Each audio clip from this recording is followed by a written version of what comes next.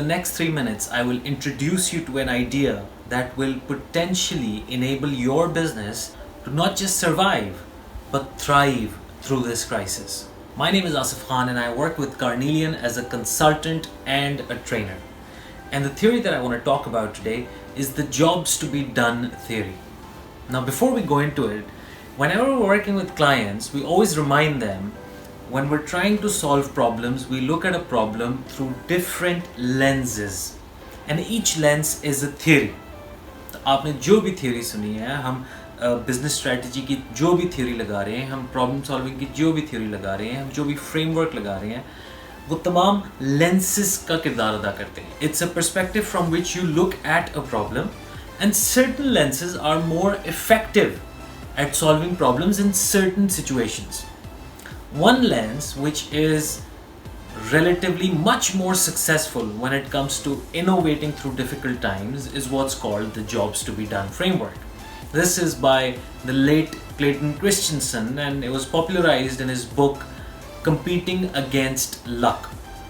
Now, jobs to be done says this: any client that uses your product or service uses it because they need a job done in their life. So for example, I need a job done in my life. I want my kid to leave me alone when I'm working. The product or service that I utilize, if I want that, is YouTube. I say, okay, fantastic, I need to sit down and work. Where are them nursery rhymes? Give it to my kid and get to work. So similarly, your product or service is used by your customer because they want to get a particular job done. Now, when market dynamics change, when society changes, when there is flux in the air, perhaps that job no longer exists. That job may not exist, but I will guarantee you that there are certain other jobs that you can make more effective or efficient for your customers, or that your customers want to get done. Now, how do we recognize what job our customer needs? We need to look at our customers and study them like an anthropologist. We need to listen to them. We need to see what their day looks like. We need to empathize with them and understand the pain points and the highs in their day.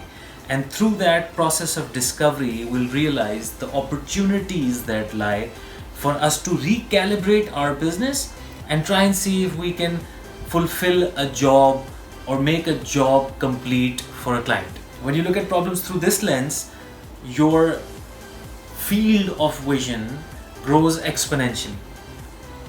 What happens is you start realizing that your product is not just one small thing, one little product that the customer is using. It is part of a bigger picture.